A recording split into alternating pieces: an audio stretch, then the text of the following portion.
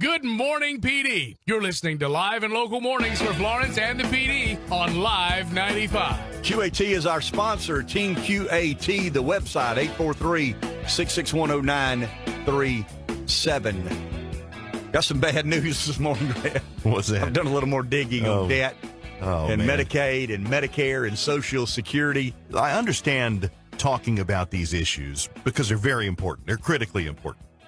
Okay, yesterday it was really kind of a bummer talking about the debt and the realities of what this country is and likely will face in the future. I would simply ask you this, and I respect your judgment. You know I do at times.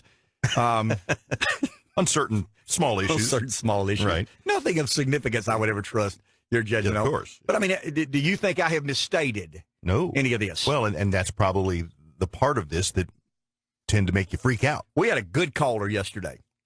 Give one of the most interesting proposals you could imagine. Okay, the country's got itself in the crapper. I mean, we've got a mess on our hands. That's a technical explanation. Well, if we were satellite radio, it'd be something else. But colorful language sometimes conveys the point in a little better manner than non-colorful language.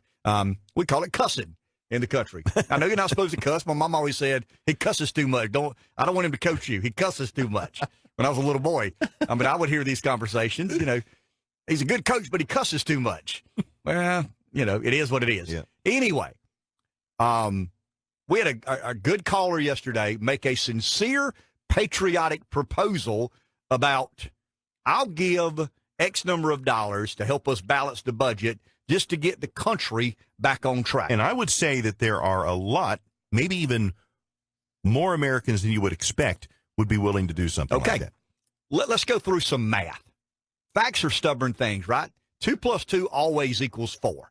Well, in Washington, they can confuse you enough that you would believe. Unless you're counting votes in Florida. Yeah, well, I mean, they're still counting votes in Florida. Yeah. They're casting votes in Florida. Right. They're not counting There's a votes in difference. Florida. They're casting votes in Florida, in Broward County. Let's be fair to the rest of Florida. In Broward and West Palm Beach, they're casting votes that they need to count. They got to find out. They got to feel 15,000 votes that they've got to find. Remember, I told you to keep up with the lady Brenda Snipes. Yep. I told you last week you'd figure out her name sooner or later. Well, here we are today talking a lot about Brenda Snipes in the national news.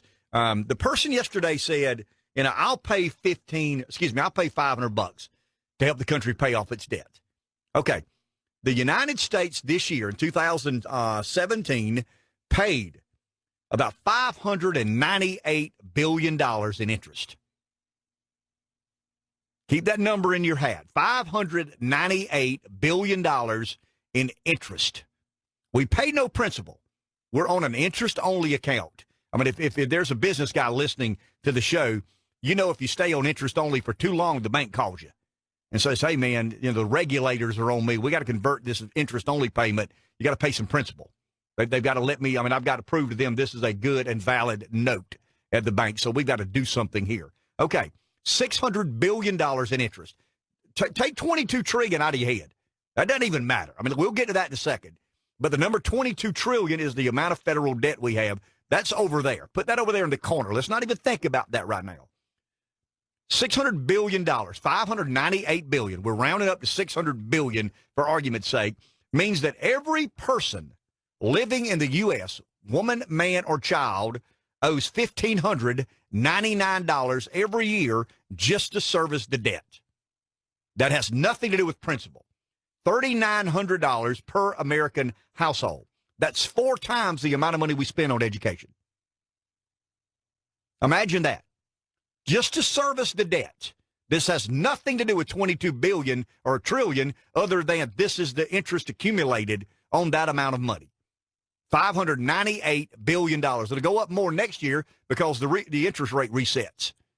And there'll be a modified number there. It'll probably be 660 or 70 billion, maybe 700 billion by the time we run up another trillion in debt, because we're kind of averaging about $1 trillion in deficit every single year. And just so you know, $1 trillion is 1,000 billion. 1,000 billion. I mean, hang in here with me now. Whoa. So you got a caller that says, I'm willing to pay $500 a year for the next couple of years doing my patriotic duty because I worry about the country. I got kids. I want grandkids. I want them to have ample opportunity and economic freedoms just like I've been afforded.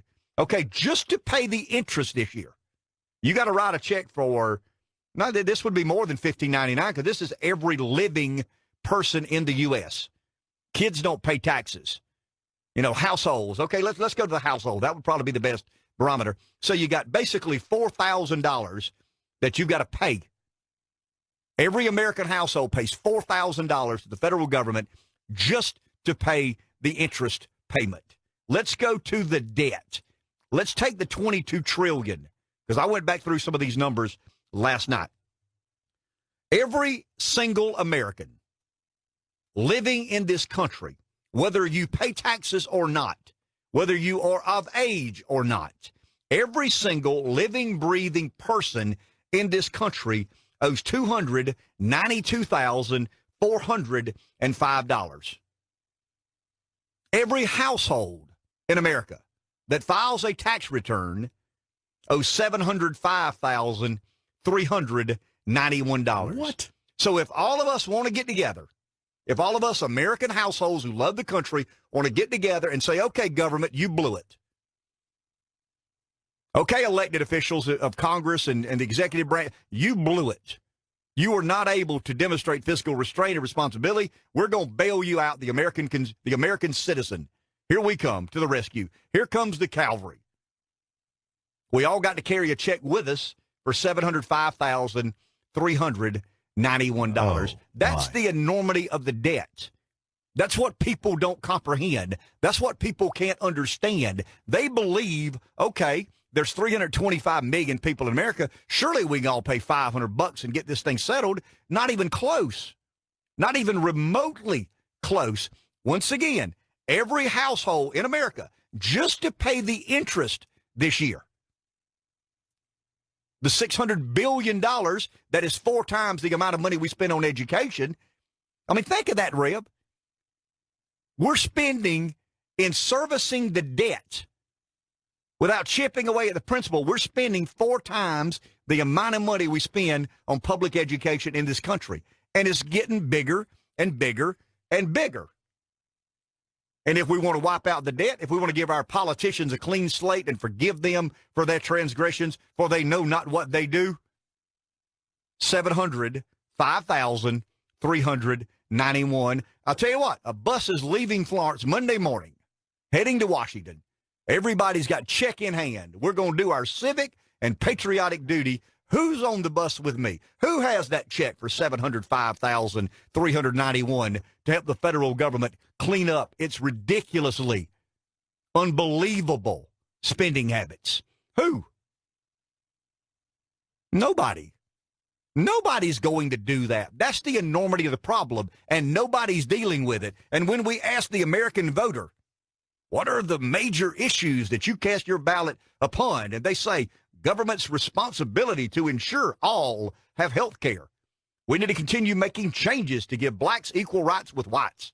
Other countries generally treat the U.S. about as fairly as we treat them. Economic system unfairly favors powerful interest. Government regulation of business is necessary to protect public interest. There's a con game going on, folks. We're being conned. The country is crumbling. Debt is the cancer. I listened to Alec put together the Ken Minute yesterday. Good job. Debt is the cancer. The cancer is not racism. The cancer is not immigration. The cancer is not the disagreement between big government or small government. The cancer is debt. And the duopoly can't agree on anything except spending more and more money that they don't have. I would say it's your money. It's the taxpayer money. No, it's nobody's money. We're all on the hook for it together. And it's unbelievable to me how the American people stand idly by and allow for a debt to be created that now equals $22 trillion. You know why we whistle past the graveyard? Because all of us want Medicare. All of us want Social Security. All of us want Medicaid if we're poor and impoverished. It's half dozen one, six the other. It doesn't work. A great economist we read yesterday, things tend to work until they stop working, until they no longer work, I think were his exact words. I mean, I say it the same way. Things work till they don't work no more. And we're quickly heading there. I am convinced, I am sure that our problem will not be immigration. Our problem will not be racism. Our problem will not be whether or not we regulate the economy too much. Our problem is we have accumulated so much debt that it's unbelievable, and we continue to allow this train to run down the tracks with nobody in charge.